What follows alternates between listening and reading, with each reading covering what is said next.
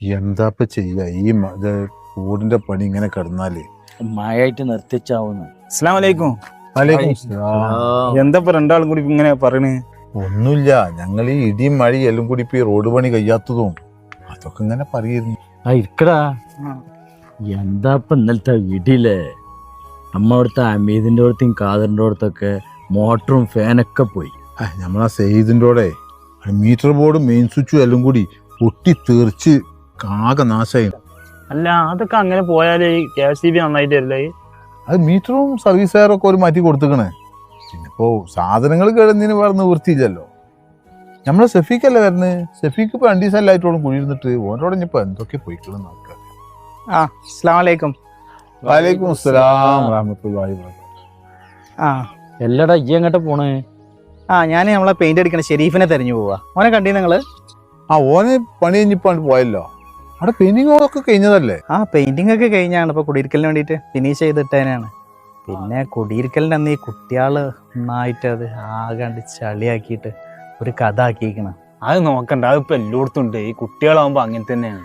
അത് മാത്രല്ല, അന്ന് ഒരുപാട് സാധനങ്ങൾ സോഫയൊക്കെ ബ്ലേഡ് വെച്ച് ചീന്തി മാതിരിയൊക്കെ പുതിയ സോഫയൊക്കെ ചീന്തിക്കുക. മാത്രമല്ല കാർ പോർച്ചിട്ടുണ്ടായിരുന്ന കാറൊക്കെ കോയിൻസ് സ്വന്തോട്ട് കണ്ടൊക്കെ വരച്ച് കണ്ടൊക്കെ വല്ലാത്തൊരു സങ്കടമായി. എടാ ഏത് കുട്ടികളെ ഈ അറാമ്പറപ്പ് കാട്ടി? ആ സമയത്ത് ഇപ്പം നമ്മളെങ്ങനെ കുട്ടികളെ നോക്കിയിരിക്കുക? ഒക്കെ നമ്മൾ പരിപാടിക്ക് വിളിച്ച നമ്മളെ വേണ്ടപ്പെട്ട നമ്മളെ കുടുംബക്കാരായ കുട്ടികൾ തന്നെ. അതടാ, ചില കുട്ടികൾ അങ്ങനെ തന്നെയാണ്. ഇത് ആരാന്റെ മോലാണ്, നാശാക്കരുത് എന്നൊന്നും ഓർക്കറിയില്ല. ഓർക്കറിയില്ല എന്നുള്ളത് ശരിയാണ്. അവരപ്പോ ഒന്നിനത്രം പോകുന്ന അവര് രക്ഷിതാക്കളില്ലേ, അവർക്കറിയില്ല. ഇതൊക്കെ അവര് ശ്രദ്ധിക്കേണ്ടതല്ലേ? കുട്ടികൾക്ക് ഇത് അറിയില്ല എന്നുള്ളതും ശരിയാണ്. രക്ഷിതാക്കൾക്ക് കുട്ടികളെ എപ്പോഴും പിന്നാലെ നടന്ന് ശ്രദ്ധിക്കാൻ പറ്റൂല എന്നുള്ളതും ശരിയാണ്. പക്ഷെ നമ്മൾ കുട്ടികളെ ആരാന്റെ മുതല് എവിടുന്നായാലും നാശാക്കരുത് എന്നുള്ളത് ചെറുപ്പത്തിലെ ശീലിപ്പിക്കാൻ വേണം. അത് കാക്ക പറഞ്ഞു ശരിയാട്ടാ. എന്റെ അമ്മാന്റെ വീട്ടിലുണ്ട് 2-3 വില പിടിപ്പുള്ള കാറ്. അവിടുത്തെ മക്കൾ അയിമ പോയി ഒന്ന് തൊടിയ വരയ്ക്കോ ഒന്നും ചെയ്യില്ലല്ല. അതൊക്കെ നമ്മൾ പഠിപ്പിക്കുന്നിടത്താണ്. അതൊന്നും ഇപ്പൊ പറഞ്ഞിട്ട് കാര്യമില്ല.